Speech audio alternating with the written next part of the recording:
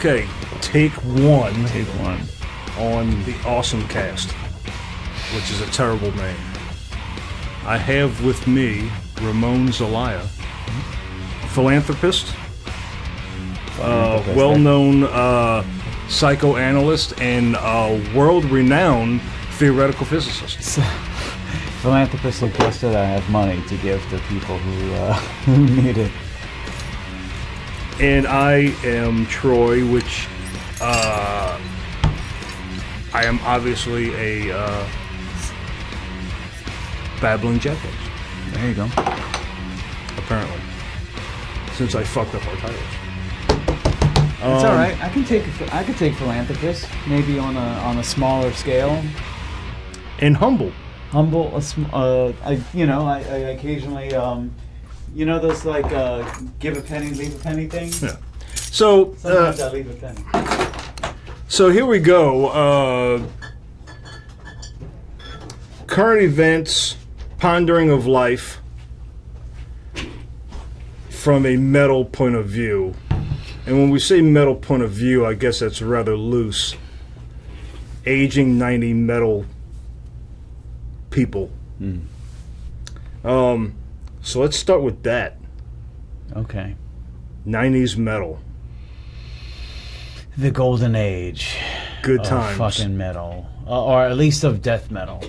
Yes. Because you can easily argue the golden age of metal was probably around... Shit, man. You can argue all kinds of things. Anywhere between the late 70s to the late 80s. Yes. But it depends on what kind of metal you're talking about. The metal of death. The metal of death. So you're definitely talking about Scott Burns, Morrisound. Morrisound Studios. Fucking Tampa.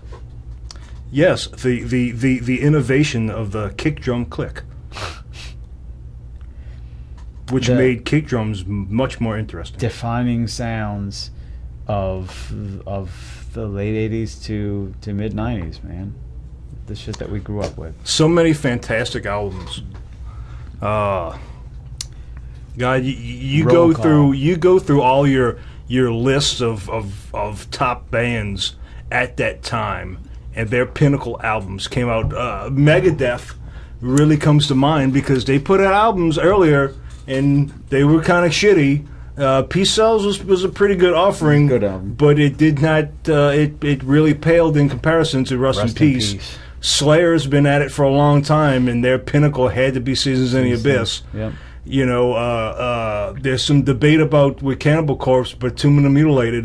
Butcher at Birth is still up there with me, but that was pretty much back-to-back offerings by them.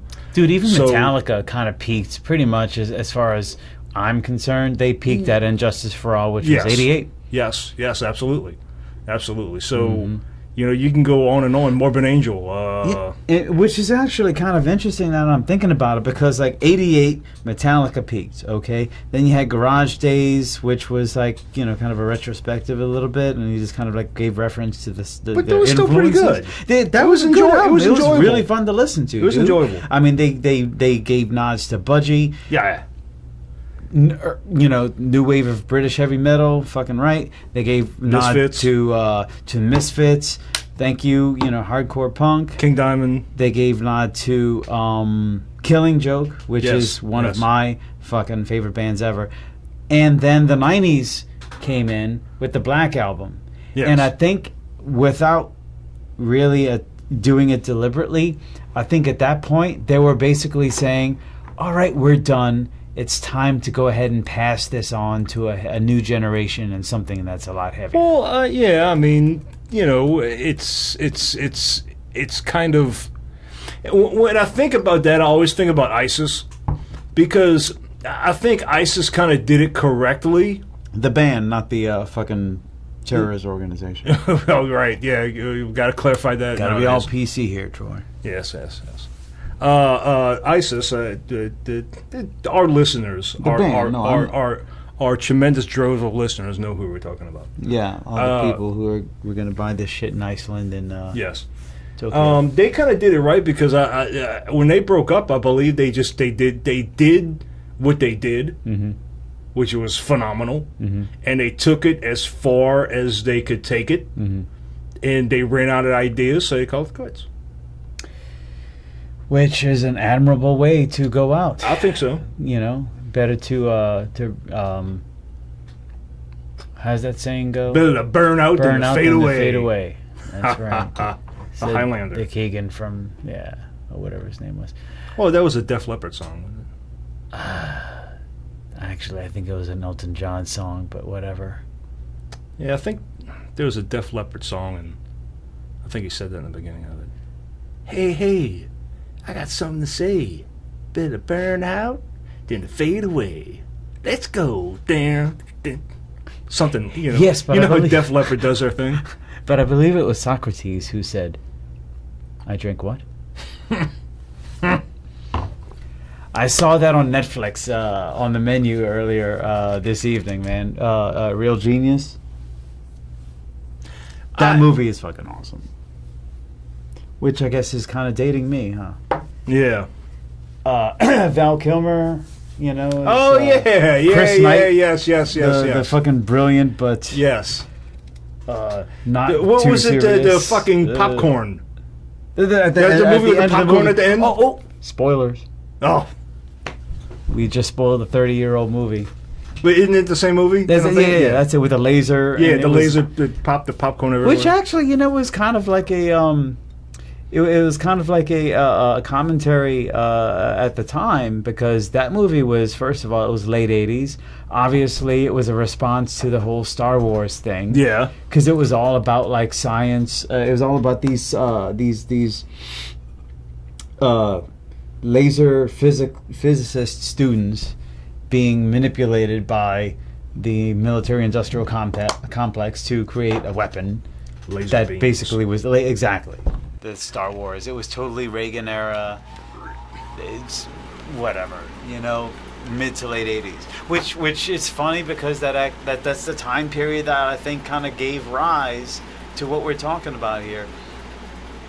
This emergence of fucking something that was just heavier than the heaviest, at least as far as the mainstream goes. You can go ahead and argue about fucking punk. You can argue about thrash. You can argue what about was like, Rust in Peace underground about? stuff. Well, Rust in Peace was about Right. fucking Reaganomics, man. Sure. That was about George Bush, Hebert, George It was NWO, H was his middle initial. George Herbert Bush. H. Bush, and then there was W. Bush, the babbling idiot.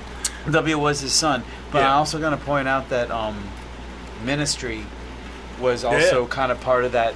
You know, and I've thought about that With too, that because album. I have recently gone back and downloaded some tracks off of that album.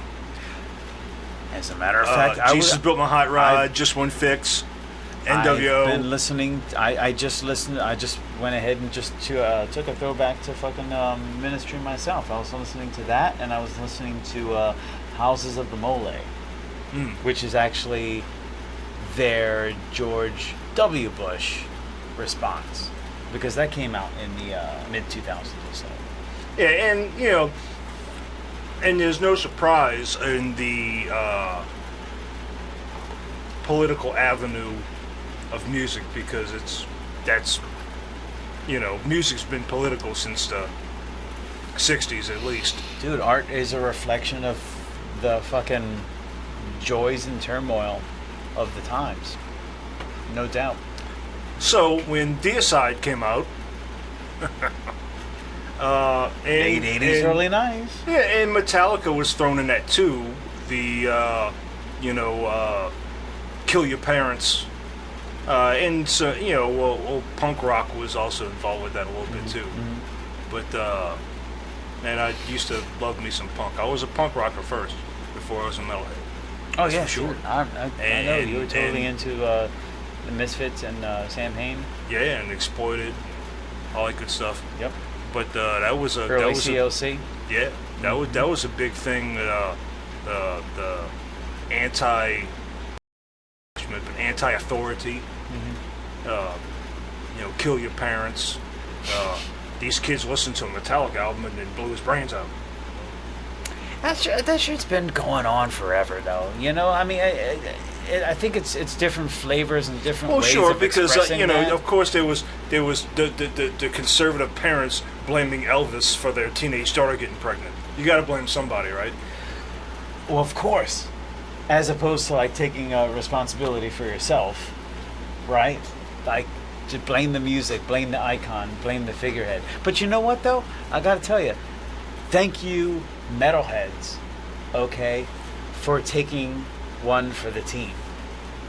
Think about it, all right? So these guys were out there. They were out there putting up their fucking album covers with Jesus under the cloth, and then you lift up the cover, and oh, there he is, Jesus eviscerated. That was Once Upon the Cross. Remember that? Yes. And then all these controversy, all the Autopsy album covers, and Slayer, Cannibal Corpse. Oh my God, Cannibal Corpse. But I mean, you know what? They took one for the team. Yeah. They kind of like, as much as it might have like alienated a generation or two of people, they distracted the blame both from the fans and from the fans' critics, because the fans they were pissed off. They were Yes. I'm absolutely a member of this. You remember me? I was a horribly angry teenager. Oh my God. Baseball bat and my fucking side view mirror. I remember. I know. So we were fucking disillusioned. We were disenfranchised. We're pissed off, dude. Go figure. So we had the right to be so, and we can direct that into this soundscape and this iconography, and say like, yeah, this is the embodiment, but maybe it's actually their fault, and that kind of gave us a little bit of freedom. Yeah. To say, all right, but there's more to our kind of line of thinking than that. In other words, it allowed us to kind of compartmentalize our anger and our fucking most disgusting side. Okay, that goes into the music. All right, that's done. All right, now there's the rest of our personality. All right, we've got our thinking side, we've got our loving side, we've got our working side, we've got our family side, and all that shit. We can kind of separate that out. All right, so if we're gonna get pissed off, we might as well do it through the music. Well, you know what I mean? Through listening and playing it. You know what I mean? And then like kind of divide it up. And I'm kind of interested in that. And and for people who don't know, we didn't really kind of fill his backstory too much. We've both with the group of our friends that we still know now. We're in our we're in our 40s now. Since we were 15, 16 years old, we've been in metal bands, and we always played metal, and some of us still do. Yeah. And see, I never really associated listening to heavy, aggressive music. I mean, I was a sour grapes kid, sure, and I was pissed off, and I was, angry or whatever. But I felt like when I listened to Sepultura Arise, another iconic album. Hell yeah. I didn't listen to it and want to bash in fucking pumpkins and smash pumpkins or or mutilate cats when I listened to it. When I listened to Deicide, I didn't feel the compulsion to carve a upside down cross on my forehead. Right. Okay. You let somebody take that for you. I suppose, but I honestly don't. I honestly did not. I don't remember, because I would think about it, and I don't remember feeling any hostility when I listened to Butcher at Birth. All right. I didn't want to fucking ass rape with a knife every fucking woman I come across. Okay, it didn't compel me to do that. Mm-hmm. There was something that attracted me to it, that I liked about it. But I didn't. I mean, I had no compulsion to act out any scenarios that were in the lyrics or in the music. Right. And I didn't listen to it, and like when I was in high school, I was playing baseball and I was on the football team. Okay. Yep. And they had, the jocks, the senior guys, and they were not true metalheads or whatever. They were just the popular kids or whatever on the football team. And sometimes they would listen to Pantera, All right, yeah. okay, in the locker room before the game. And they would get all hyped Oh, up yeah. and stuff because this Pump was 'em up. something heavy, you know? Yep. And this was No, it- more aligned Yep. with my type of music than it was truly theirs, but it did not have that effect on me. Gotcha. And, you know, I didn't feel, I never did listen to it and want to be aggressive when I listened to aggressive music. I don't know if you felt aggressive when you listened to aggressive music. I sure as hell didn't. Even though maybe it did subconsciously because I was an angry teenager. I was, you know, whatever. But I mean, I didn't really lash out on bystanding victims or really anybody I knew. But I didn't feel like it compulsed me to do anything that I was that I was listening to. After you know, a number of years of fucking reflection and analysis, I guess. I mean, I was an angry teenager too, and I was more in love with the tones you know that I was hearing. I liked the tones of the guitars, and you know, for a lot of the points, you know, and I spent many a wondrous times in my room listening to Cannibal Corpse and Deicide and listening to the music because, you know, back then, and this is what I wanted, and this is what I've missed, and this is what I've yearned for with putting out music myself in recent years, is I wanted something tangible. I didn't want something digital. I wanted something tangible that I could hold and I could open up. And oh, look, these are pictures. Oh, that's what that motherfucker looks like. Oh, these are the lyrics. And I like to listen, and I follow along with the lyrics. And I'm like, what? Look at all these words. And he paused here, and then oh, that's how he fitted in. That little clever motherfucker. That was cool how he did that. Yeah. And I would listen, and because you couldn't understand all of the lyrics, let's not, you know, fool anyone. You couldn't. Right. But to me, it wasn't about the actual lyrics, even though I read along with them. It was about the tones and the patterns that interest me.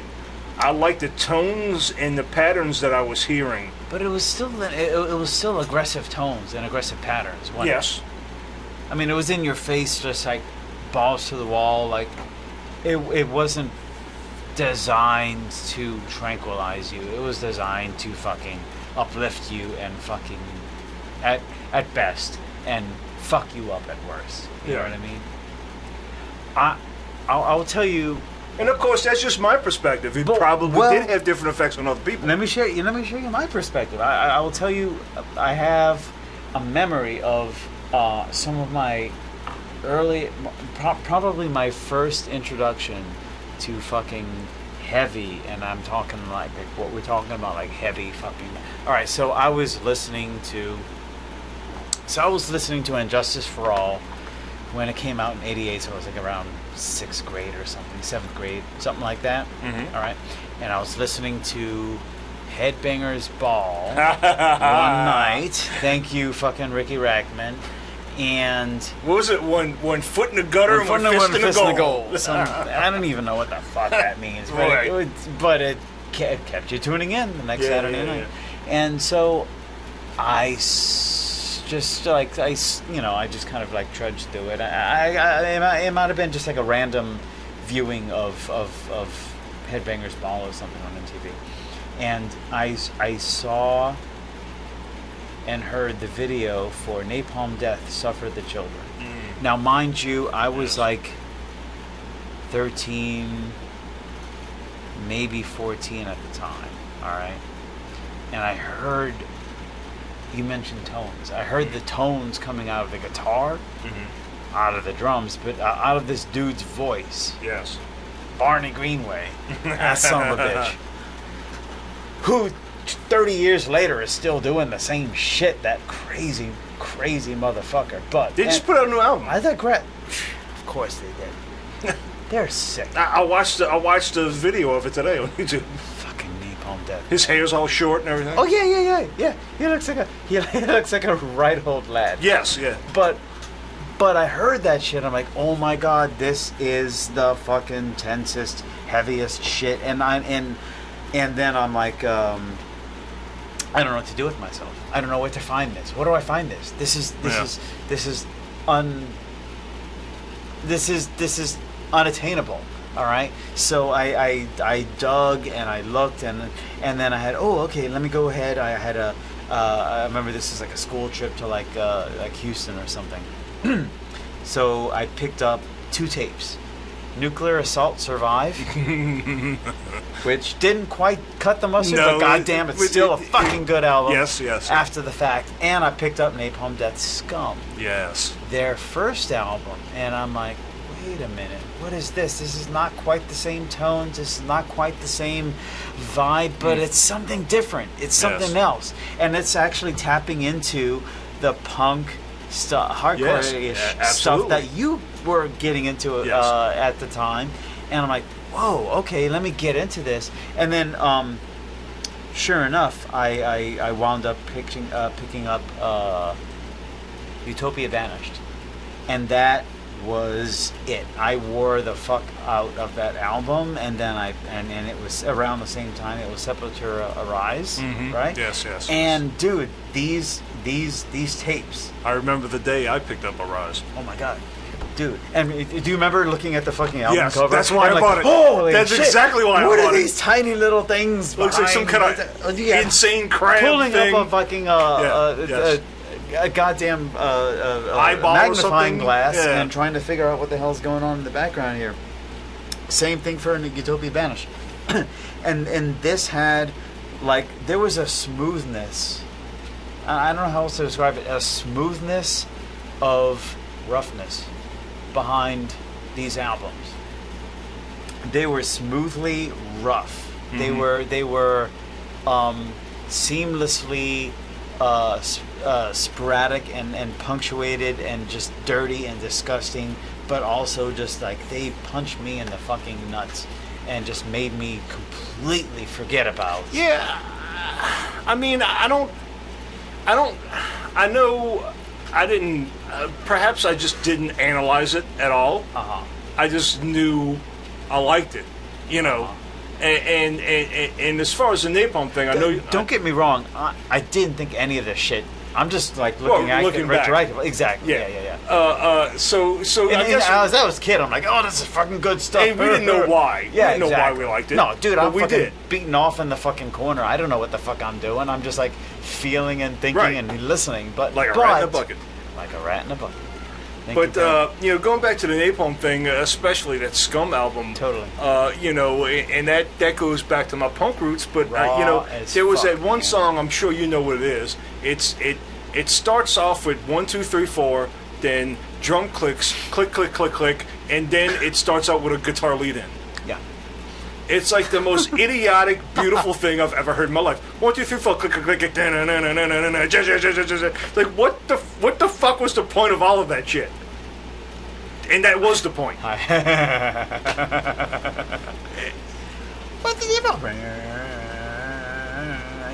I know exactly what you're talking about. Why would you have to count off and click off a lead guitar in, a guitar lead in?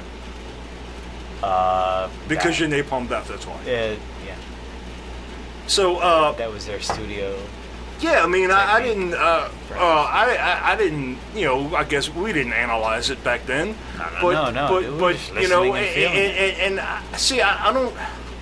I wish I knew the years of Headbangers Ball when that started, because I'm not completely certain that I was watching Headbangers Ball when I was going to the record store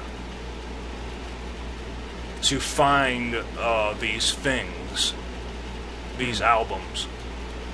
I remember the I song know- it was, dude. It was "Suffer the Children" Yeah. off Well, of. I know some of the earliest albums, like the Misfit stuff, and the Danzig and the Sam Haines. I did right. not get that from Headbangers Ball. I knew that. No, that shit was not on there until like. And I remember my first totally brutal moment of, oh fuck, this is heavy, was Misfits' Evil Live album. Okay. And, it's a little misleading because, and it was truly, I believe it had to be, truly revolutionary at the time because they really started in the late 70s. Danzig wasn't even around till like 87, 88. Yeah, I think I was in So 88. so Misfits were really in the late 70s, early 80s.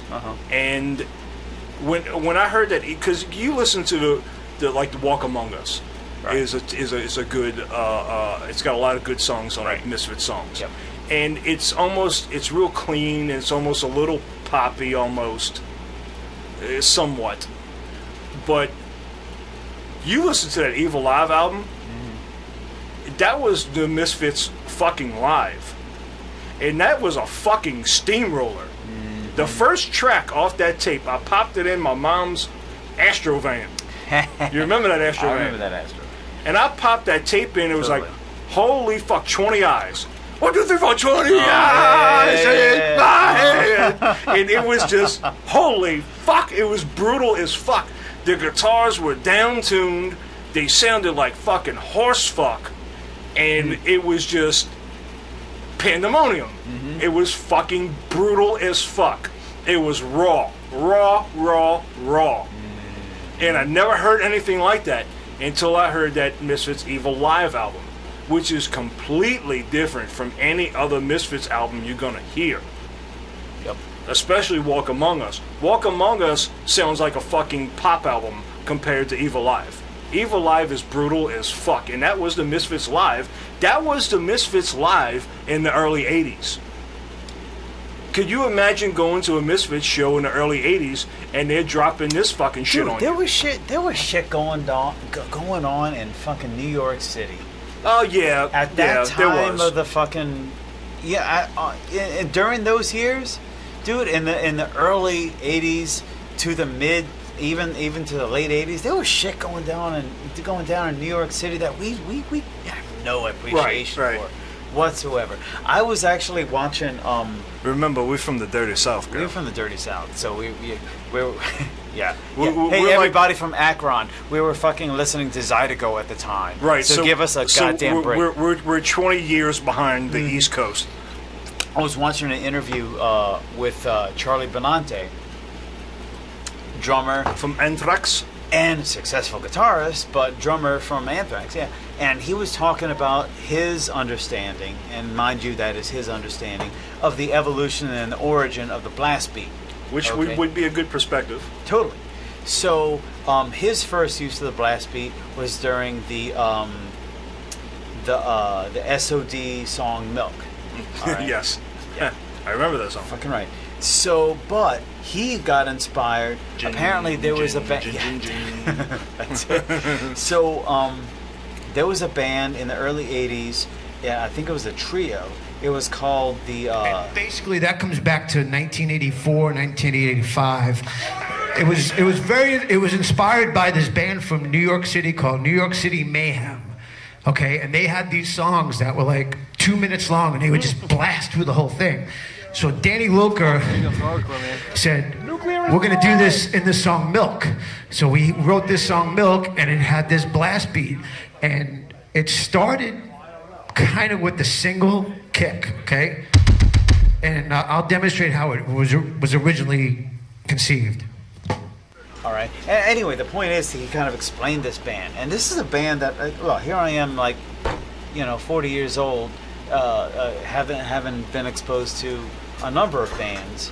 Many of them were seminal in the development of, hardcore, thrash, metal, death metal, grindcore, all the shit that I grew into, and I have no idea what this band was. Mm-hmm. It's like the New York City fucking Demolishers. I mean, could you imagine naming a band the New Orleans Thrashers? Right. You know what I mean? It sounds like a roller derby team It sounds or like something. a roller derby team. But he were these guys who were just like doing this shit. And anyway, I'm gonna go back and I'm gonna edit in the name of this fucking band because I think it's fairly important. But anyway, this dude is like describing the origin of this sound. And this is kind of illustrating the fact that you've got this shit that is just kind of going on at the time, you know? Anthrax was really into, they were Yeah, you were influenced big by- into Anthrax. I was really, dude, I still am, man. Well, to be honest, I'm still listening to the same albums that I've been listening to for the past 20 years. Probably but- the time 20 plus. you were listening to Anthrax, I was probably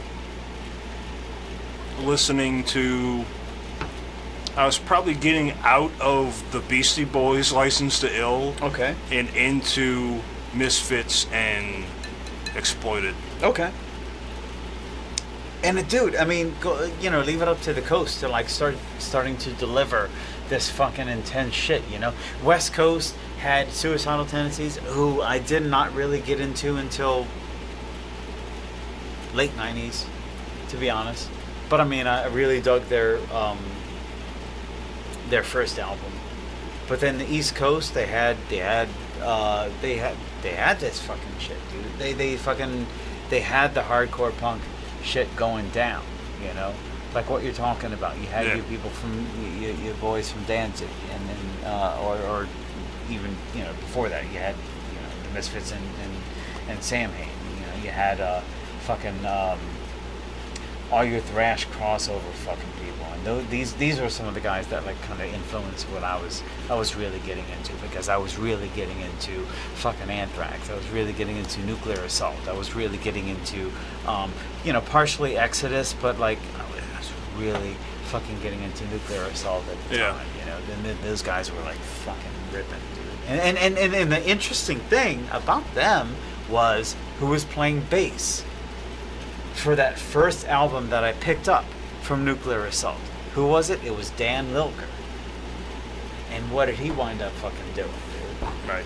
He wound up doing all kinds of fucking shit. He wound up doing fucking Brutal Truth, another heavily influential grindcore band Yes. for me.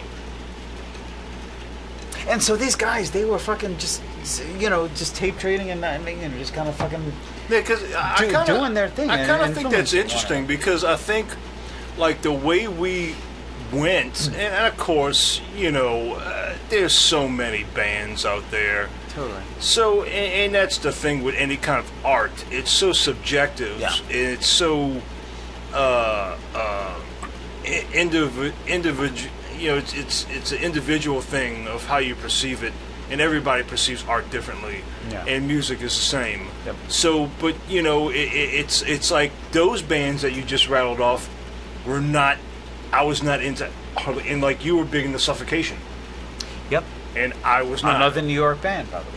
And I was They're not from Buffalo. Yeah. But you know, my off. first my music evolution pretty much went like this.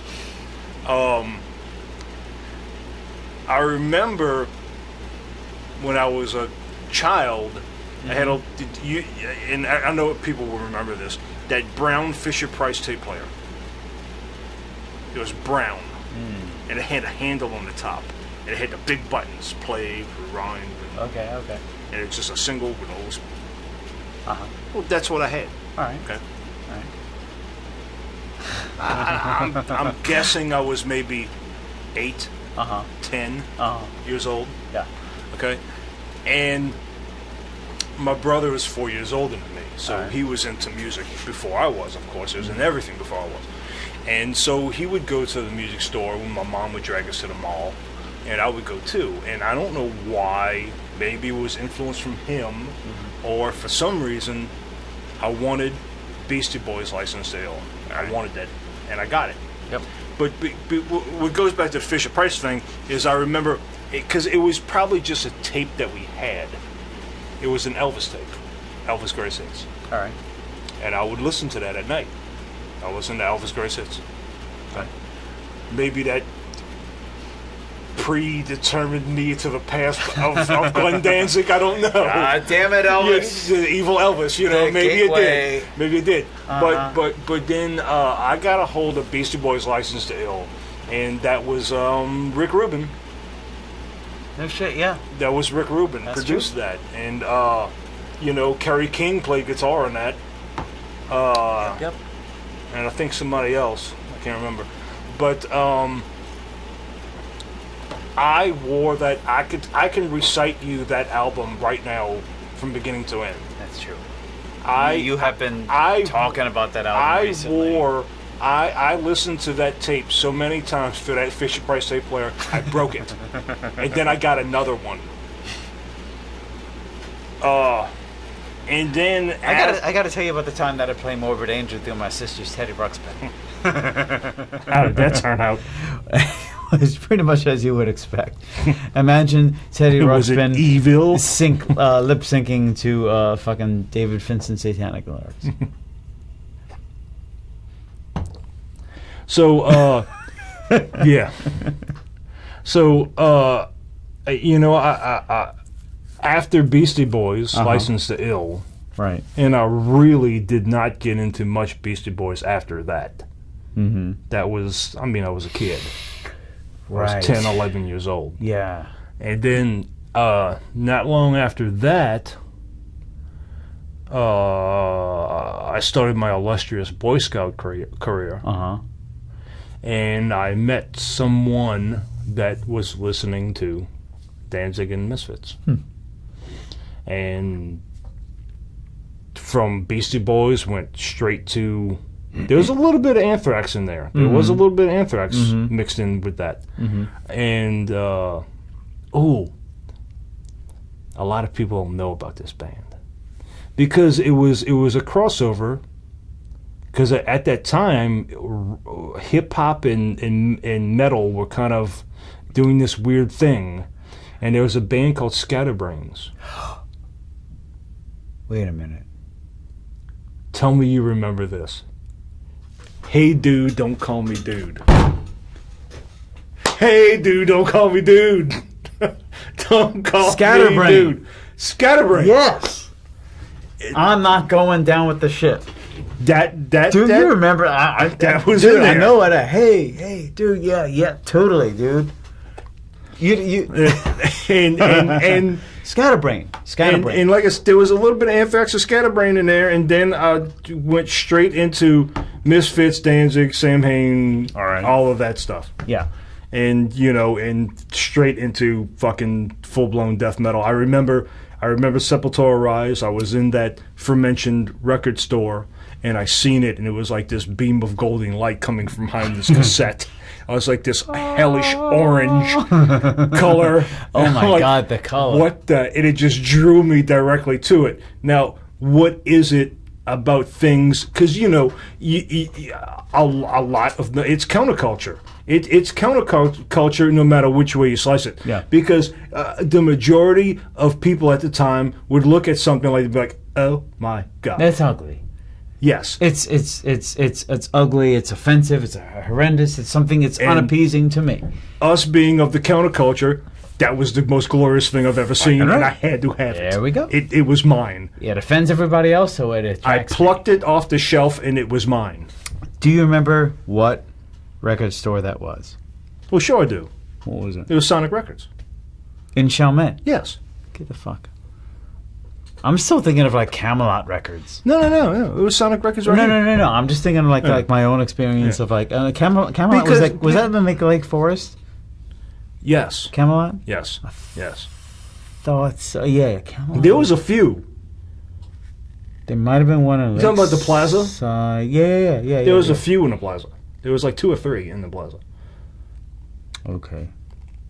But I would the reason I was able to obtain Misfits Evil Live, which blew my fucking mind apart, and the Sam Hain, the guy that owned it, I would special order these things. This was Battaglia, huh? That was Battaglia. Yep. And I would go through his book. I would go in there, look around, blah blah blah. all right, let me see the book. And he'd plop the book on there, and I would go down. I want this, order it. And that's how I got, the Sam Hain, because those were incredibly hard to find at the time. Sam Hain was really rare. Yeah. I still can't claim that I've really listened to that stuff. And so, that was it for me. Wow. And that was my musical evolution. The Beastie Boys, Anthrax, Scatterbrains, Misfits, Sam Hain, Danzig, Cannibal Corpse, and everything from there. I remember listening to a lot of hard rock, and by hard rock, I'm using that definition pretty loosely because I guess I'm talking about like Def Leppard and Aerosmith and stuff like that.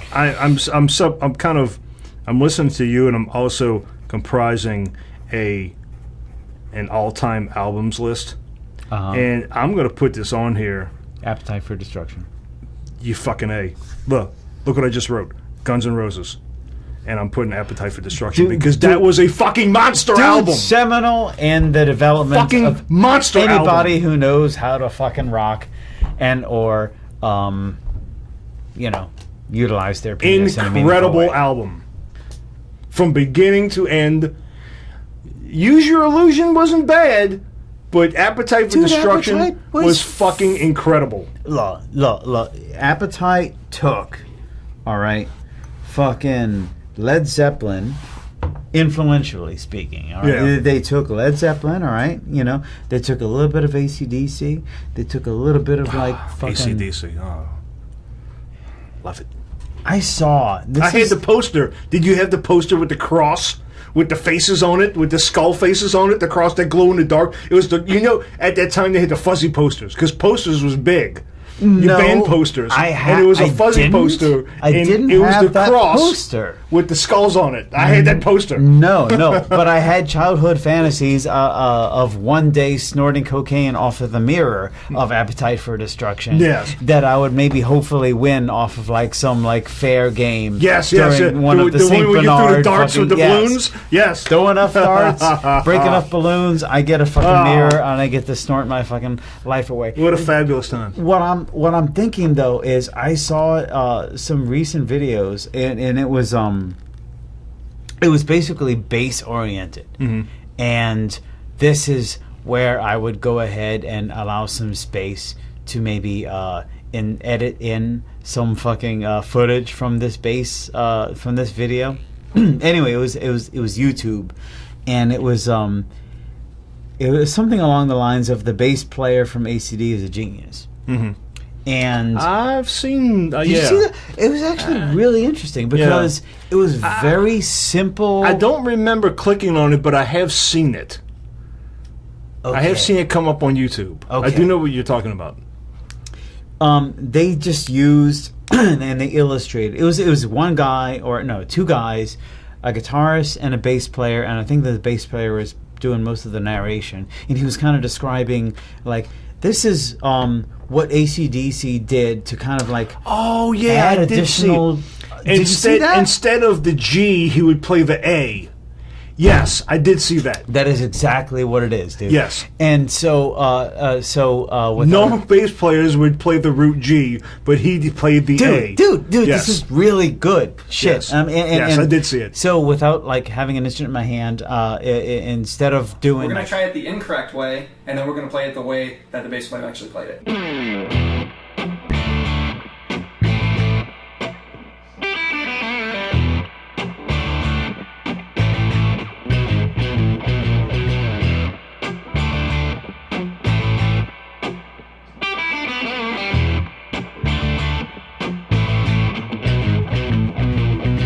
So now we're going to play it the correct way with Akash playing the C sharp in the root of the A chord.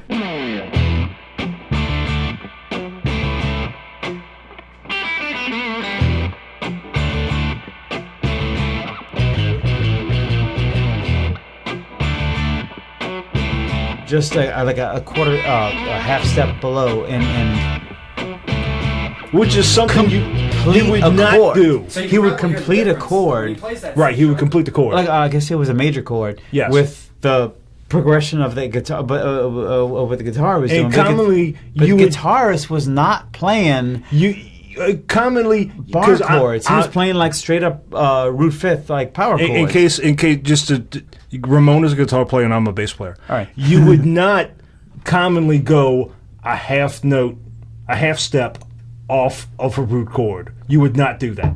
Right. It's uncommon. It's unnatural to want to do that. Yeah. You would not want to do that. And here we go. He did it. Because he was big, and the only reason for that is because in his mind he's thinking of the chord, and he's completing the chord. Right. And here's here's the real beautiful / sad thing about that. Okay. Nobody gives a fuck. No, Nobody knows. No. I did not notice that at all. No, you don't. I didn't. I just like, here's AC/DC, and I'm you know, they're doing whatever they're doing, and Right. but I'm listening to it. And I'm like, I take it for granted, but like, I listen to it, and I'm like, holy shit! You know what I always thought was so beautiful about AC/DC, Huh. especially when you watch them live, is, you get the singer up there and he's walking around in the front, and then you get Angus Young going back and forth, Right. Up in the front, and then you got your rhythm guitar player and you got your bass player, and they're sitting back by the drums, doing their rhythm thing. But they would also do backing vocals. And what they would do is they would sit back and just jam out and pull down the rhythm. And then when it came to, they would walk up in sync and do the backing vocals, and then Thunderstruck, and then they would rotate back in sync, back to the drums, back to the root. I would just love watching them do that, and it was kind of funny because going back to AC/DC, I always. When being a kid, being a young teenager and everything, and you were into music and you were a musician and you were doing original songs especially, and you would you would have an image of what you would want to aspire to be as a musician. Yeah. And I'd be like, man, if I was this incredible bass player, I would be up here doing this and all that stuff, But when I would listen to AC/DC, I wanted to be the drummer. No shit. I wanted to be the drummer for AC/DC because one, it was something I knew I could pull off. Okay. It would just be the most awesome job in rock and roll. The drummer for AC/DC.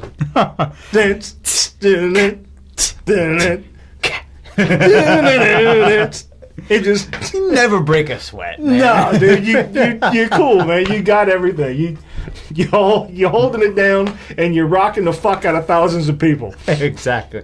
And you still get groupies at the end of the night, dude. because the drummer is cool. Somehow, in some way. The bass player is an idiot and the drummer is cool. And so here we are today, Totally. and I mean- I struggle. I struggle a lot to find. I'm constantly on the search for new and good shit to listen to, and I'm finding it very difficult. I told you earlier today. Of course, my tastes have changed, which Yeah. is completely natural. Yep. I'm not looking for brutal death metal. I'm looking for doom.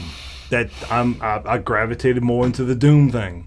Right on. Me, Jason, and Joe did a doom band, and me and Joe are still doing a doom band. Yep. And so when I'm looking for things like this, there's a few bands that kind of hit me a little bit, but it's like it's not quite really what I'm looking for. I wish it was this. It's cool, and I like this part, but that's not quite good. And there's like there's Year to Cobra. It's a two-piece. It's a bass and drum two-piece. Yeah. She plays a Rickenbacker like me, and she's got this incredible sound, and the songwriting's good, and the drummer's great. And she sounds fantastic. Her voice is fucking great, but her lyrical content is fucking garbage. Yeah. It's just fucked. Yeah. And it just when you're writing, because I take good pride because I've always written lyrics. You know this, and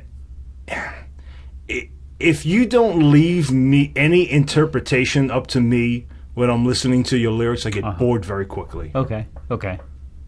And I mean, if you're just laying it straight out, the white wizard holds his staff high above the sky. Like, okay, he does, and there's nothing left for me to interpret there. So there's only so many times I can listen to it. It's cool the first couple of times, but I get bored with it very quickly because there's nothing left for me to interpret. Right. And me and Jason have had long conversations about how to write good lyrics, and I think a major thing is you have to delete. You have to try and write lyrics and not use possessive words. You got to take I, you, us, we, them, and just delete those. And when you delete possessive words, it forces you to be more descriptive when you're trying to explain something. Okay, yeah, I can see that. You know, you can't just come out and say, I hate you. Well, okay, I hate you. There's nothing left to interpret there. You're more describing but concept try and say so try to display. Just do an experiment. Try to display I hate you without using possessive words. Try it.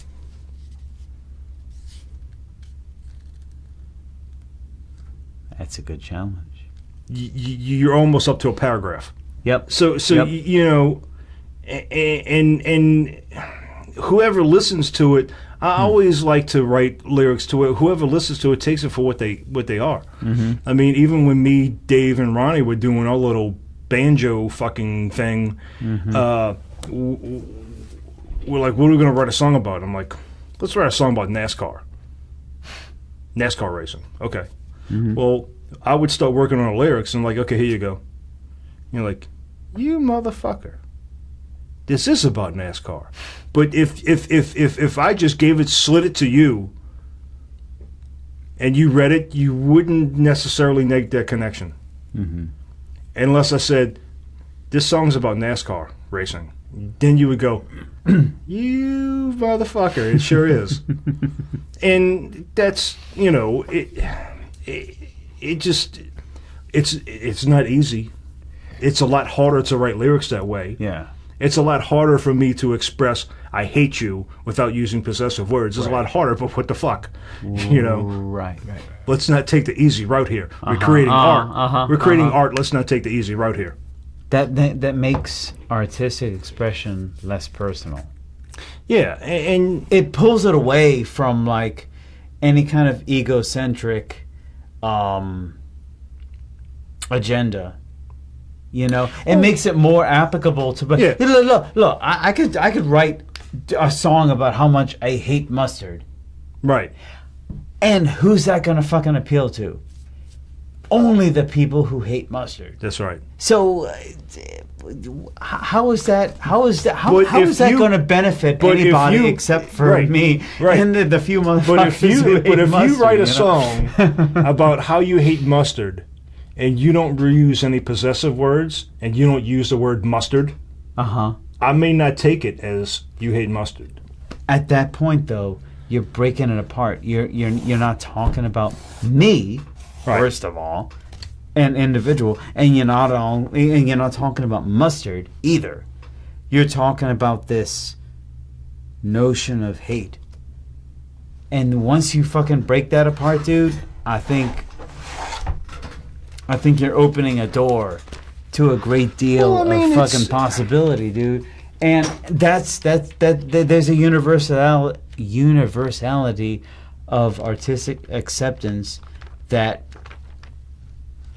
all of a sudden it's right there at your footsteps, and you can tap into that. And I'm fucking drunk. I think we need to fucking stop this shit. Yeah, we're getting pretty close. Yeah. We are getting pretty close. Fucking right. All right. Because when me and Jason wrote Walker of the Slow, and if I could pull up the lyrics, it's about zombie snails. Do you know this phenomenon? I think I might actually. I tell you these parasitic things that go into the it comes out of droppings or something like that. Yeah, bird droppings, and it goes into the leaf litter on the forest floor, and then the snails run over it and eat it, and then a worm goes into their brain, the parasite goes into their brain, and it drives them up. It takes control of them. It drives them up the tree. Yeah. And it's a bright colored thing, and then the birds pick it off, and it just creates this fucking cycle of fucking shit. Yep, It's yep. it's truly fascinating. I think I have. But we wrote the lyrics that we wanted to write it about zombie snails, but if you were to read the lyrics, you would not know right offhand. And of course, I can't find it right now, but let's just go with Grid God. Okay, Grid God is about modern people's attachment to technology. And so it starts out on the dawn of electric riders, dogs leashed at the eyes. Dogs with the leash being controlled at the eyes, staring down at your people walking mindlessly with their heads in their cell phones. Dogs leashed at the eyes. Brain dead to the precious stills. You see, to the silos of redundancy, repetition without meaning. That's always been a thing for me. I love repetitive motion that has no meaning. It's just a mundane, idiotic thing that people do. Actions with no purpose, actions with no direction. But, if you was to read it in its entirety, you would not necessarily, because there's not an I, a you, a us, a them in any of those lyrics. It depersonalizes. I You know guess. who was a great person at doing that? Huh. Dio. Dio. I wasn't really big into Dio, Okay. but he painted a picture. He told a story. He didn't write lyrics about a woman that he loved and lost, which are completely obvious lyrics. He told a story about something,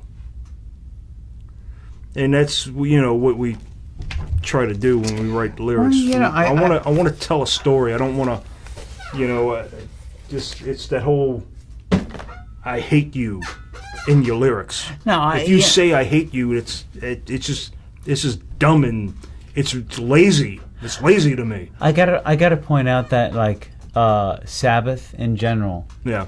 did an picture perfect job of expressing that kind of stuff. Yeah. From a, I guess, more of a third person perspective. Fairies wear boots and you gotta believe it. I mean- Look, this is the way things are. Yeah. Fairies wear boots.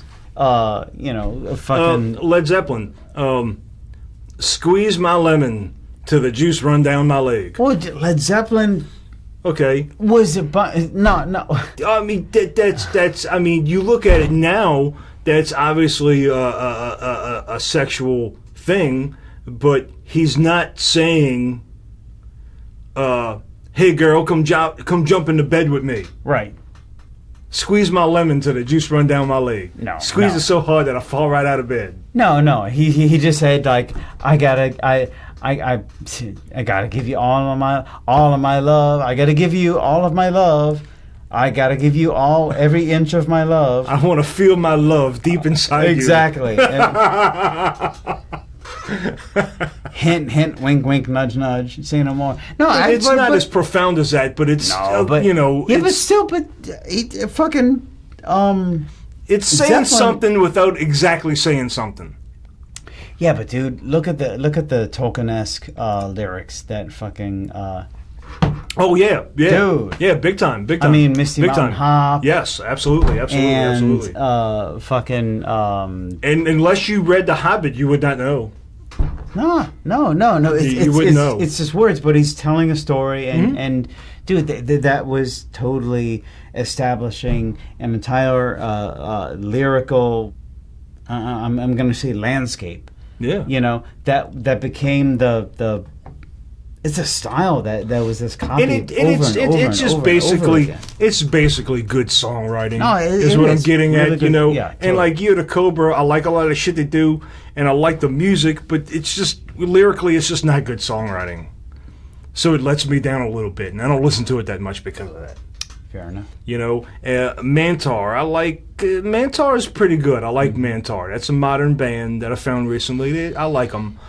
Green Druid is another one, a stoner doom band. You know, I like the sound. I like kind of retro thing that they're doing.